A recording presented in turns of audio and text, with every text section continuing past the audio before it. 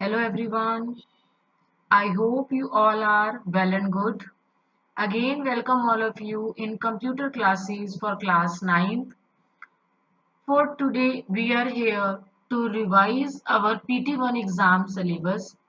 As you all know, in PT1 exams, you have to learn part A, chapter number 1 and part B, chapter number 7. So today we are here to revise chapter number 1, which is communication skills 1. Firstly बेटा back exercise में आपके question answer हैं जो उसको revise करेंगे. After that in live class we will clear your doubts. Short notes. So the first short note is communication. As you all know, chapter is based on the communication. तो communication ही इन्होंने first आपसे question पूछा है. Communication होती क्या है? Communication has been defined as the act of giving, receiving, or exchanging information, ideas, and opinions so that the message is completely understood by both the parties, sender and the receiver. Communication एक इस तरह का act है जिसमें आप कोई भी अपनी इंफॉर्मेशन आइडियाज को देते हो या फिर आइडियाज को रिसीव करना या फिर उसको एक्सचेंज करना. वो आइडिया भी हो सकता है, इंफॉर्मेशन, ओपिनियन, सुजेशन, एनीथिंग जो आपके मैसेज को कंप्लीटली अंडरस्टूड करें बेटा दोनों पार्टीज. सेंडर भी अपना जो आपका आंसर है वो उसको अच्छे से अंडरस्टूड करे और रिसीवर भी आपके जो आप बोल रहे हो आपकी कम्युनिकेशन को, आइडियाज को अच्छे से अंडरस्टैंड करे. So that is the process is called communication, जब आपको कोई भी अपनी आइडियाज व्यूज को शेयर करना होता है. Second is public speaking. Name से पता लग रहा है, जब public speaking is another method of communication. अलग से मेथड है कम्युनिकेशन का, अनदर मेथड है जिसमें स्पीकर बोल रहा है और ऑडियंस उसको सुन रही है. स्पीकर डिलीवर आइडिया और कंटेंट. स्पीकर मतलब जो बोल रहा होता है, सेंडर भी बोल सकते हो इसको, जो अपने आइडिया को, कंटेंट को डिलीवर कर रहा है. किसको? ग्रुप ऑफ ऑडियंस, मतलब मल्टीपल पर्संस बैठे हैं जो उसके आइडियाज को सुन रहे हैं. It is generally one-sided communication in which one speaker says. But difference क्या होता है? इसमें सेंडर और रिसीवर दोनों हैं. जैसे आप फोन पे बात कर रहे हो, आप दोनों तरफ से बोल सकते हो, दोनों तरफ से रिप्लाई आएगा, दोनों तरफ से क्वेश्चन हो सकते हैं, एक बोला दूसरा बोला, इस तरह से. व्हाट्सएप पे आप रिटर्न में टाइपिंग करते हो, that is also communication. But जो पब्लिक स्पीकिंग है ये वन साइडेड है, जिसमें स्पीकर बोल रहा है. It helps to overcome the fear and nervousness. इसमें क्या है, आपका डर, आपका नर्वसनेस खत्म होता है.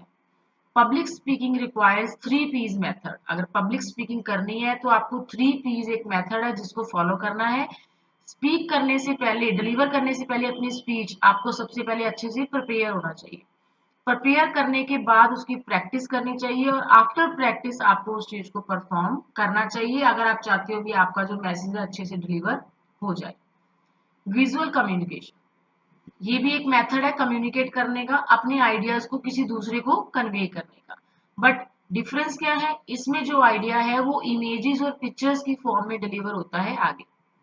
इसमें आप बोल के कर लो, लिख के कर लो, आपकी मर्जी है, कम्युनिकेशन किसी भी तरह से हो सकती है. बट अगर पर्टिकुलर पूछा जाए पब्लिक स्पीकिंग, वन वे है जिसमें आप बोल के करोगे, ऑब्वियस स्पीक लिखा है. विजुअल में आप फोटोज के थ्रू करते हो, इमेजेस के through. In such communication there is no use of language. Language का यूज नहीं होता. Visual communication uses images, drawing, sign, graphic. अगर कोई चीज किसी को समझानी है, साइंस के थ्रू समझाई जाती है.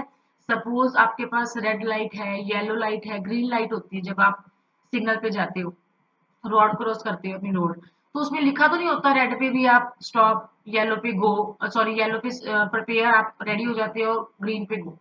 तो वो आपको सिंबल से पता लगता है भी हमें ये चीज परफॉर्म करनी है. तो विजुअल जिसमें लैंग्वेज नहीं यूज होती, पिक्चर और इमेजेस के थ्रू आपको बताया जाता है भी आप कैसे फॉलो करोगे, कैसे मूव करोगे. Elements of communication cycle, most important question. Communication cycle का पूरा जो प्रोसेस है उसको अपने यहाँ पे एक्सप्लेन करना है. इस प्रोसेस में, इस साइकिल में कौन कौन सी चीजें इंक्लूड होती हैं. सेंडर होता है, सेंडर का आइडिया होता है जो आगे फॉलो करना है, आपने कन्वे करना है. चैनल होता है जिसके थ्रू आप डाटे को सेंड करते हो या अपने मैसेज को कन्वे करते हो. उसको रिसीव करने वाला रिसीवर होना चाहिए और रिसीवर बाद में उसकी क्या देता है, फीडबैक. तो ये 5 के 5 एलिमेंट्स आपके कम्युनिकेशन साइकिल को कंप्लीट करते हैं. Sender is the person who sends the message to you, जो आपको सेंड करता है। आइडिया उसका प्लान होता है जो आपको वो कन्वे करना चाहता है, उसका आइडिया, उसका थॉट होता है।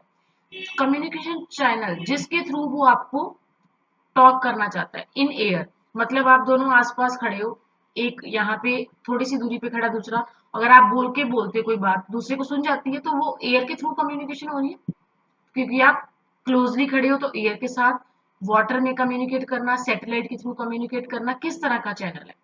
Through which the message is transmit. Message transmit कैसे होता है एक पर्सन से दूसरे पर्सन को, that is the channel. Receiver, जो पर्सन, सिंगल पर्सन भी हो सकता है, ग्रुप ऑफ पर्सन भी हो सकता है, जिसको हम रीडर भी बोल सकते हैं, जो उस मैसेज को रिसीव करता है। लिसनर और the observer of the message, वही चीज है, जो आपके पास मैसेज आया है उसको सुनता है, रीडर है उसको रीड करता है, ऑब्जर्व करता है। आफ्टर ऑब्जर्वेशन वो अपनी फीडबैक देता है, रिस्पॉन्स बैक देता है, किसको? सेंडर को, जिसको कहते हैं फीडबैक। वो बताता है फीडबैक में आपका मैसेज मिल गया है, आपका मैसेज अच्छा है, आपका मैसेज ये है, जो भी रिप्लाई करना है वो सेंडर को करेगा, that is called feedback. What is verbal communication? Advantage and disadvantage. Verbal क्या होती है? डायरेक्टली जो अंडरस्टैंड हो जाए और डायरेक्टली इंटरप्रेट हो जाए। टू टाइप्स की होती है, ऑरल एंड रिटन। ऑरल जिसमें आप बोल के करते हो बात, टेलीफोन पे या फिर face to face conversation. Written, written में आप लिख के करते हो, टाइप फॉर्म में आप अपने मैसेज को कन्वे करते हो। उसमें ईमेल भी हो सकती है, एसएमएस भी हो सकता है, व्हाट्सएप की चैट होती है, फोटोज, वीडियोस, ये सारा कुछ आ गया, जिसमें आप रिटन फॉर्म में अपना मैसेज कन्वे करते हो। ऑरल की अगर एग्जांपल देनी हो, इंटरव्यू या फिर फोन पे बात करना, इंटरव्यू में दोनों पर्सन आमने सामने बैठे होते हैं, उसको बोलेंगे ऑरल। रिटर्न में जब आप टाइप करके कोई रिप्लाई करते हो, that is called return communication. Return में देखो, ये रिटर्न के ऑप्शंस बताए गए हैं सारे। आप ईमेल है, आपको कोई लेटर लिखना है, या फिर एसएमएस या video, anything. Advantage and disadvantage, fast method है ये, इजीली होता है, क्विक रिस्पॉन्स, जल्दी से रिस्पॉन्स आता है। मैसेज को समझना बहुत इजी हो जाता है दूसरे पर्सन को, उसके मूड को समझना, अगर उसका बात करने का मन है नहीं है, इजीली पता लग जाएगा। It is more reliable then other conventional methods of communication, बहुत रिलायबल है, मतलब हर कोई इसको परफॉर्म कर सकता है। डिसएडवांटेज, डिसएडवांटेज में क्या है? Fails to fill the gap of cultural difference, मतलब अगर मान लो सेंडर और रिसीवर दोनों अलग अलग लैंग्वेज को जानते हैं तो वो डायरेक्टली बात ही नहीं कर पाएंगे, जब उनको दोनों की एक दूसरे की लैंग्वेज ही नहीं आती।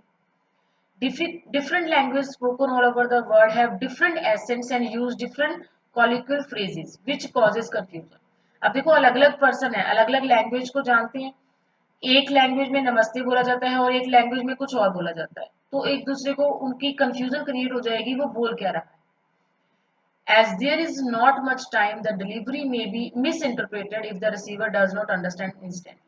अगर रिसीवर को साथ ही साथ वो मैसेज समझ में ना आए तो वो उसका रिप्लाई कैसे करेगा? तो मिस इंटरप्रेट हो जाता है इसमें, तो इसीलिए रिप्लाई गलत भी हो जाता है जब उसको मैसेज ही नहीं समझ में आया। तो ये इसकी एडवांटेज एंड डिसएडवांटेज है।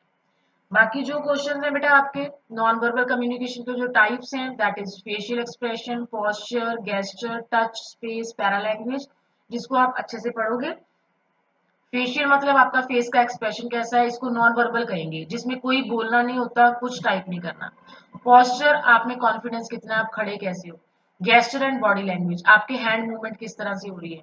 टच, टच किस तरह से कर रहे हो आप, मतलब शेक हैंड, मतलब अगर आप किसी से हैंड शेक कर रहे हो तो आपके हैंड शेक हो रहे हैं या कॉन्फिडेंटली आप किसी से हैंड शेक करोगे। स्पेस, कितनी दूरी पे खड़े होकर बात कर रहे हो, मतलब ये बताता है आप किस तरह की बात कर रहे हो। पैरा लैंग्वेज, तो ये सारी चीजें नॉन वर्बल में है। विजुअल कम्युनिकेशन इजी मेथड कैसे है, इसको जस्टिफाई करना है। इजी है क्योंकि उसमें इमेजेस, ड्राइंग यूज होती हैं, इसमें कोई लैंग्वेज यूज नहीं होती, पिक्चर्स यूज होती हैं। तो ऑब्वियस है, जो पर्सन पढ़ा लिखा नहीं है वो भी इस चीज को अच्छे से कॉम्प्रिहेंड कर सकता है। विजुअल एबिलिटी है, जो पढ़ नहीं सकता उसको देख के उसको फॉलो करेगा। Amount of time taken, time बहुत कम लगता है चीज को समझने में। जैसे सपोज यहाँ पे क्या है, नो स्मोकिंग, लिखा कुछ भी नहीं है बट हम समझ जाएंगे। यहाँ पे लिखा है, अगर यहाँ पे सिंबल बना होता सिंपल तो भी समझ जाती है, emergency x. Factors affecting communication, ऐसे कौन से फैक्टर है जो आपकी कम्युनिकेशन को अफेक्ट करते हैं? एक दूसरे की लैंग्वेज अलग अलग होना कम्युनिकेशन अफेक्ट करती है। विजुअल परसेप्शन, हमने किसी के लिए पहले से जजमेंट कर ली, वो गलत हो जाता है। पास्ट एक्सपीरियंस, अगर आपके साथ अच्छा नहीं हुआ पहले तो आज भी आप उसी को लेके चलोगे तो आप अच्छे से कम्युनिकेट नहीं कर पाओगे। प्रिजुडाइज, फीलिंग्स, मान लो किसी का मन ठीक नहीं है, इमोशनली वो सैड है या समथिंग जो भी है, तो वो बात ही नहीं कर पाएगा, तो आपकी कम्युनिकेशन इफेक्ट करेगी। इन्वायरमेंट, अगर कोई सी ऐसी जगह पे हो वहां पे नॉइज ज्यादा है, डिस्टर्बेंस ज्यादा है, तो कम्युनिकेट कैसे करो। पर्सनल फैक्टर, अगर आपका मूड नहीं है, आपका कॉन्फिडेंस नहीं है, आप डर रहे हो, तो आप बात कैसे करोगे। कल्चरल, सब में कल्चर अलग अलग होते हैं। जैसे हमने थम्स अप दिया, कोई तो थम्स अप को अच्छे से गुड जॉब समझता है, कोई उसको इंसल्टिंग वे में ले लेता है, मेरे को थम्स अप क्यों बोला उसने। तो इस तरह से सब चीजें, ये सारी चीजें आपके कम्युनिकेशन को इफेक्ट करती हैं। आई होप बेटा ये क्वेश्चन समझ में आए होंगे। देन फिर भी अगर कोई डाउट हुआ then you can clear in live class. Thank you students, have a nice day, bye bye.